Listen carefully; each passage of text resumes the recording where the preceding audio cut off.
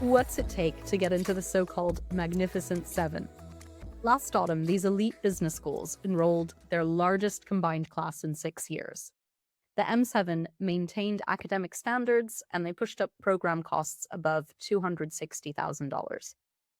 But how different is this year's story, really? More on that in a moment.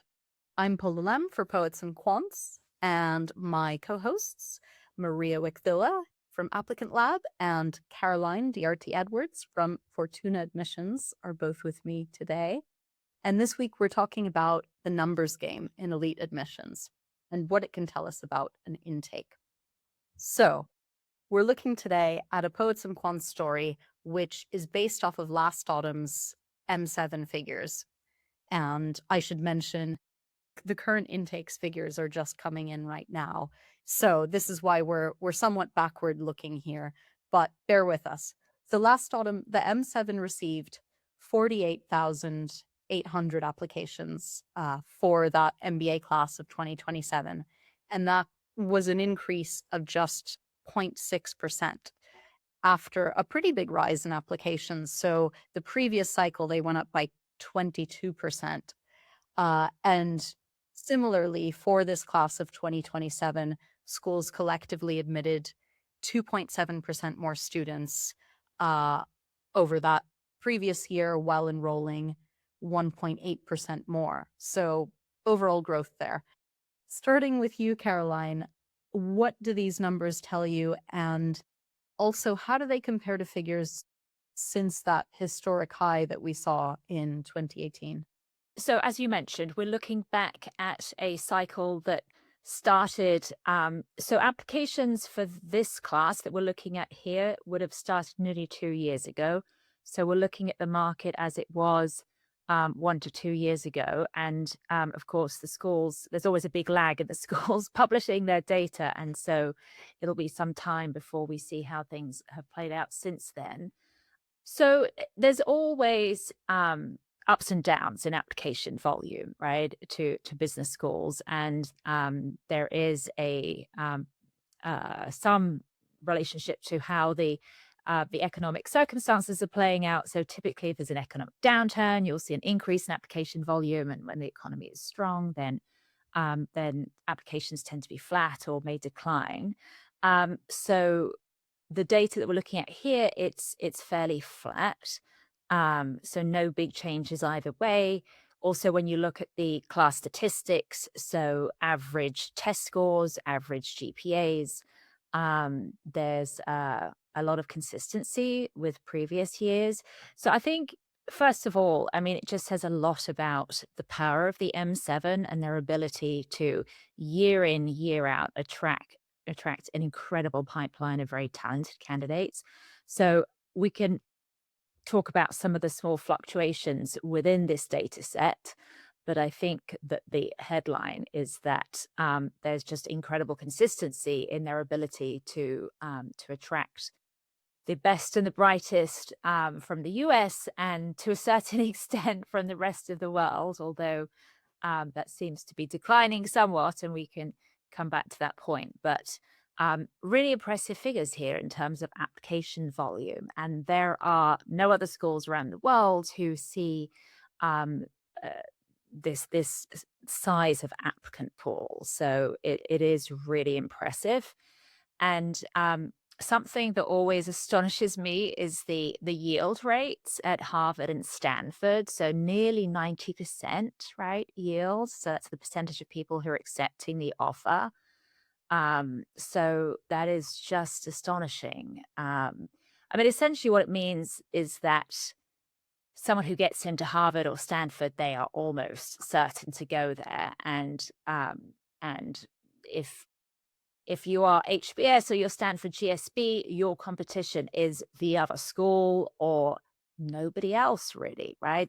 People are not choosing to go to Kellogg or INSEAD or London Business School instead of going to HBS and Stanford GSB. I mean, potentially they may self-select out and not apply to those schools, but they have incredible applicant pools and very loyal applicant pools. So that is a very nice position to be in because it means that when you're selecting the class, you have a lot of confidence in who is actually going to turn up. So that gives you a lot of control over the diversity of the classroom, that class composition, the different perspectives that you're building.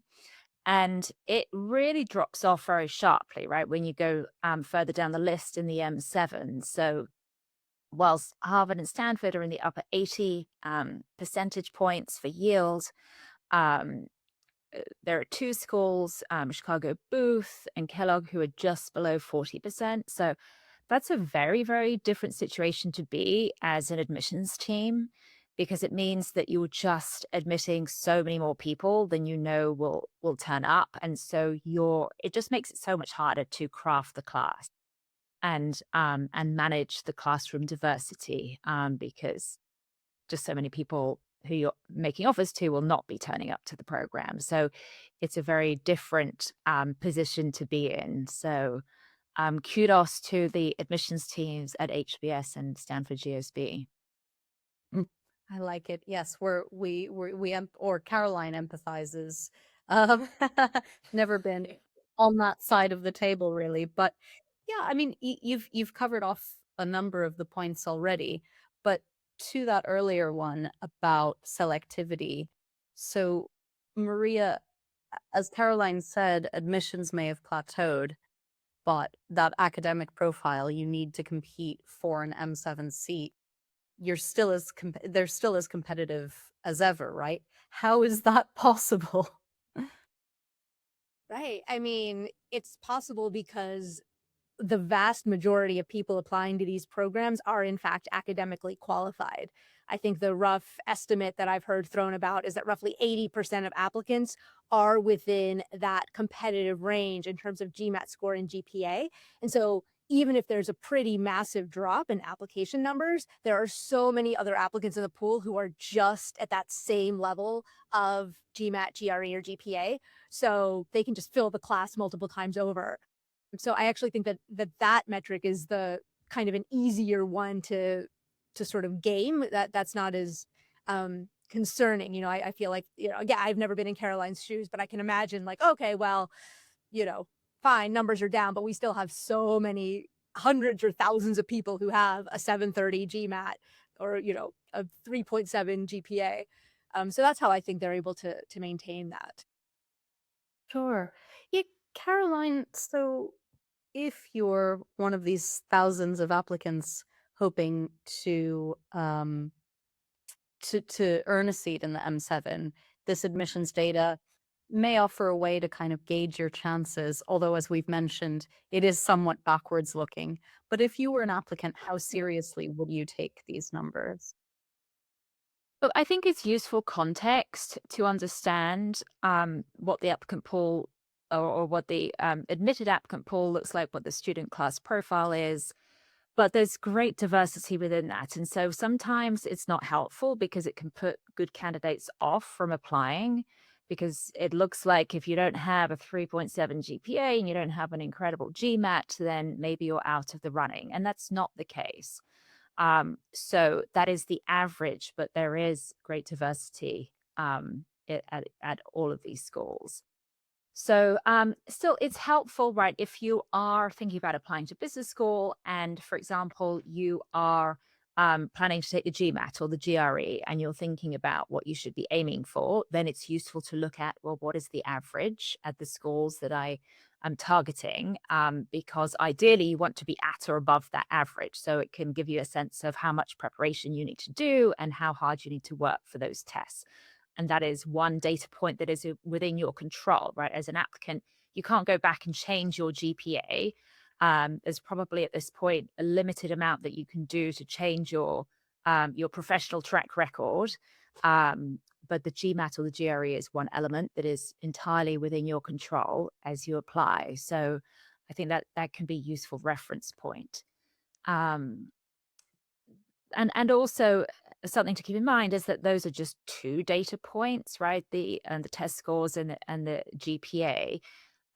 Schools are looking at so much more than that, but of course, those other elements can be harder to quantify, and so don't necessarily appear in class statistics.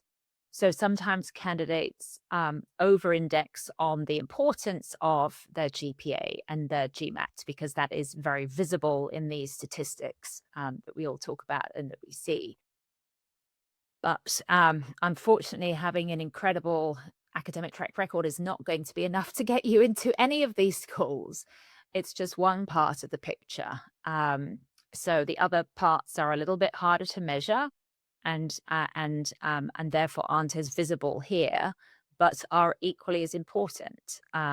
So I think candidates need to take this with a pinch of salt and aim to get a great test score because that could boost your chances of getting admission. But there will be so much more that goes into your application and your evaluation.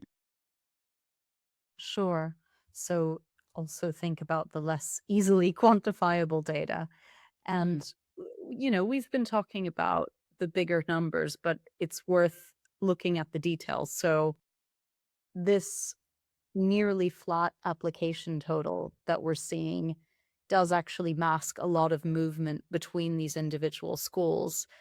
For instance, we saw that Chicago Booth posted the biggest gain year on year, and they saw applications climb nearly 14.7% to roughly 6,000.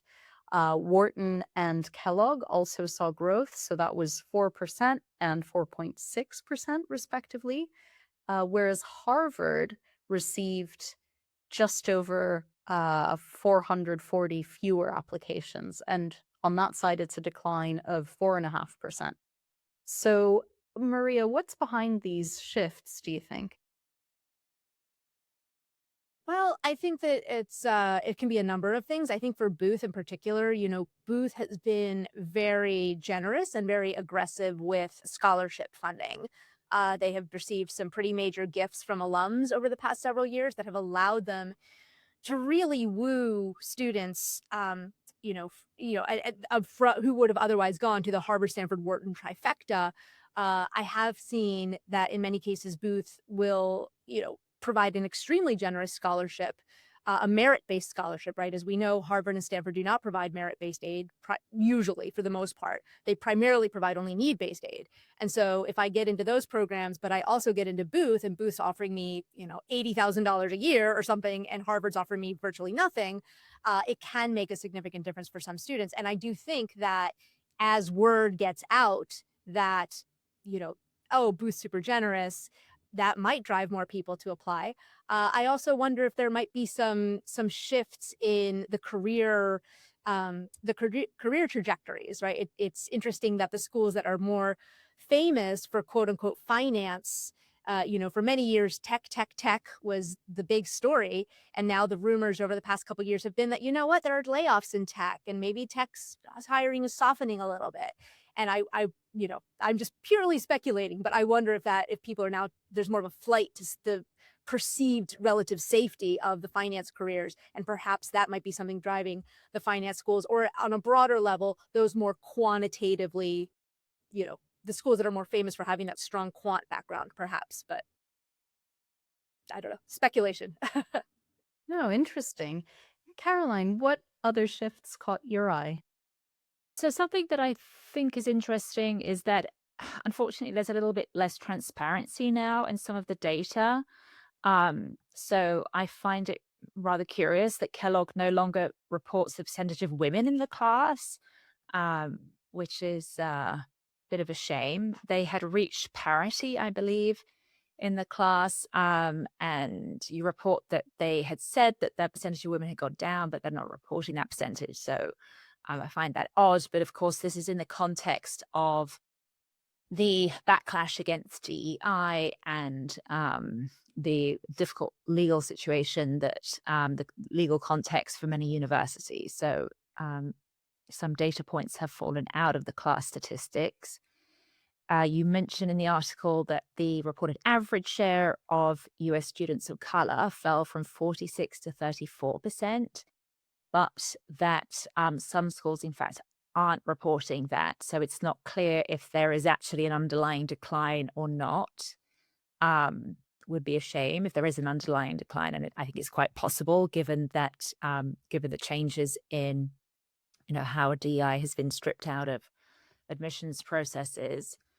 Um, and then, whilst overall international applications or international enrollment declined only, I think, 1 percentage point overall, we did see some more significant drops at individual schools. So at Wharton, the school fell 5 percentage points to 26% international, and Columbia also saw a drop, although from a higher point, and dropped to 41% international.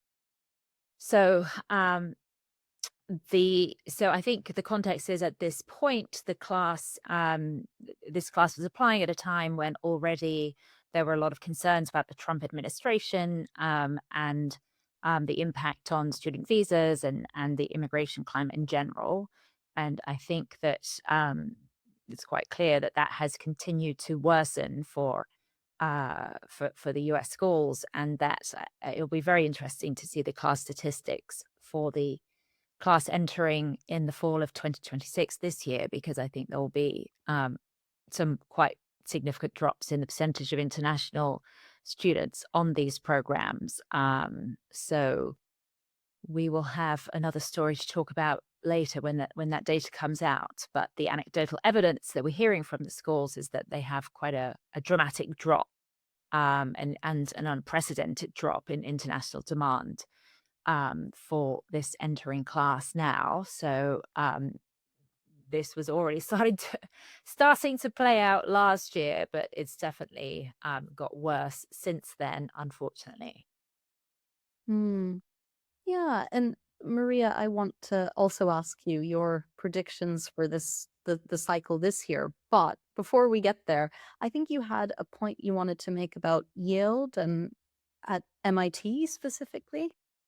Well, yeah, I mean, there was we already touched on yield, or Caroline already touched on yield a little bit earlier, but I think some of there was a somewhat dramatic drop in MIT Sloan's yield from 50% down to 42.5%, and there was a sort of parallel increase in their acceptance rate. And just sort of anecdotally, last year, I had a lot of clients get waitlisted in round one for MIT Sloan. Like, that's always happens at every school. That's just part of how the game is played. But it felt sort of like uncommonly high. And I almost wonder if perhaps they were trying to wait to see during that year, sort of the past 2 years. Sorry, I know we're looking back 2 years. Like, there's sort of been this trend for MIT to push more people in round one to the round, waitlisting them in round one, pushing them to round two. And I wonder if there is some uncertainty around yield, that then if they somehow predicted that decrease in yield, they knew that they then had to, at the same time, then increase their acceptance rate. So some statistical modeler somewhere at MIT, unsurprisingly, is doing a great job of that prediction. But it's pretty interesting how they were able to, to increase their acceptance rate, while still handling that lower yield. And I'm surprised, because I love MIT Sloan. I mean, I love all of the M7. It's like, I love all of the M7 equally. But I think Sloan is just such a fantastic program, and I'm really shocked to see that their yield has taken the hit that it has. Yeah, Caroline, so based on historic trends, we were talking earlier about how these graphs are trending up in terms of schools enrolling more, well, among them, right? We're talking as a bigger group, the M7 enrolling more students and accepting more students. But given what we've been talking about already with the appetite maybe from international students a little bit diminished, would you still expect these M7 numbers, these big picture numbers, to keep going up and up this year and in the next couple of years? So, in terms of increases in class sizes, we have seen an increase at Columbia, but that was due to the new campus. And so I think that probably they don't have plans to further expand the size of the class.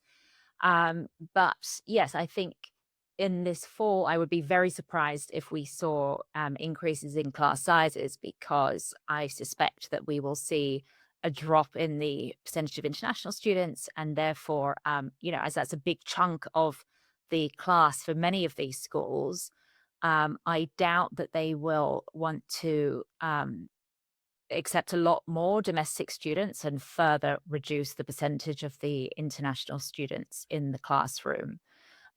So I suspect that for the class entering this fall, so the classes of 2028, we will see either stable class sizes or potential small drops. Interesting. Maria, we've talked a bit about international enrollment now, but what are your expectations for how things play out this year and for the class that's entering now? You mean in terms of international enrollment for the people like starting literally right now because we're in August? Or rather beyond the international enrollment side of things, do you have other predictions for what's going to happen this year with the numbers? Yeah, I mean, I agree with Caroline. I think that the international numbers are understandably going to go down. I think, the uncertainty with the visa situation, student visas, post-graduation visas, that's huge. This article also covers the costs. It's easily over $250,000 now all in to get one of these top MBAs. I've also been hearing that some of the lenders that used to provide student loans to international students are significantly curtailing or being a lot more picky about who they grant loans to. So I've had some clients get into international schools, the M7, INSEAD, LBS, et cetera, who cannot attend because a few years ago, the student loan providers would have said, oh my gosh, you got into a top business school. Here you go. Just pay us back later. But we know that you're going to be able to pay us back. And there has been a curtailing in student loan providers. So I think that the international students in particular, that's going to be a pretty significant drop. I do think that because we're now living in an age where news travels at the speed of internet, the domestic candidates who might have been on the fence, I do think more domestic candidates are going to see this as a potential opportunity to try to perhaps get in, thinking that, okay, well, if overall application numbers are down, maybe here's my chance. But as Caroline said, like, I do suspect that the international percentages will go down, but they can't go down to 0 or 5%. I mean, then that becomes a very different experience, a very completely different ROI or value proposition to the domestic candidates who are going because of the value that the international students bring. So I think there's probably going to be a decrease overall in total numbers in this cycle that's happening right now of people applying. Just going to that example of students he said who haven't been able to get a loan. I mean, first off, that is so gutting. Imagine doing all the work to get into one of these top programs and then being told by the bank, "Yeah, no, sorry, you're not, we're not giving you the money." But Maria, what would you advise those candidates if they find themselves in a situation like that? I think one thing that I am doing a bit more proactively recently that I didn't have to do in years past is really highlighting for folks who may be coming from a country where you're not earning in dollars to realize that, look, there's increased scrutiny on your ties to your homeland in terms of, how much money do you have in your home country, or do we consider you to be an immigration risk, we being the immigration officer approving the student visa. uh, that bar for getting that student loan, right? If your family does not have assets or collateral in the past, again, because there was just it was a given that you graduate from one of these top schools, you're going to get one of those top jobs, you're going to be able to pay back the loan. That is not such a given anymore. And so the students who are from those lower income countries, but also the lower incomes with strata within their own countries, are facing increased scrutiny. So I am telling folks, look, if getting a scholarship is important, widen your net, perhaps. Like, look to schools that may be less expensive, look to schools that may have more merit scholarships, look to 1-year programs, look to the 1-year programs in Europe. But I think folks are going to have to sort of broaden their apertures quite a bit to find ways to find programs that are more affordable, and also just start saving money as soon as the thought of getting an MBA enters your mind. Many years ago, a Kellogg admissions officer said to me that they expect most students to have started saving for at least a year. And that's sort of an informal mental calculation that they make. And I think that that's good advice. I think folks should start saving like you would say for any large investment. You know, the MBA is probably going to be first or either the start the most high investment or the second highest investment you ever make after maybe buying a house. So just like you would say for anything else, just start saving. And yeah, hopefully things will start to turn around in the subsequent years. Yeah, start saving and cross your fingers. Caroline, any other last bits of advice or final words on what we've been talking about? Yeah, I think as Maria said, that advanced planning is really critical in a time when there may be more uncertainty about visas, about financing, and just about the job market as well. Um, so on the savings point, yes. I mean, I remember when I was at INSEAD, we would get scholarship applications from people who would claim poverty because they just spent all their money on their wedding. Right? It's not great planning to blow all your savings on your on a fabulous wedding day and honeymoon if you're about to head off to business school. So that long term planning is really critical. And just start investigating your financing options as early as possible as well. Don't wait until you're admitted to start looking at loan providers. I mean, there are more options these days for international students than there used to be. So start investigating those and contacting them and understanding the parameters and your chances of getting financing and how much financing you could get. Start that as early as you can. Too often, unfortunately, candidates leave it until after they've been admitted to start doing that. And so definitely start sooner rather than later. But in times of uncertainty, I think hedging your bets is a great idea. So, as Maria said, apply. It might be a good idea in this context to apply a bit more widely than you might have otherwise done. Hmm. So a brief recap, hedge your bets, apply widely, save money, and don't blow all the money on a wedding. 3 easy steps. Done. Right. Well, thank you everyone for listening. And you know where you can find us on poetsandquants.com or on various podcast streaming platforms. So thanks again, Maria and Caroline, and see you all next week.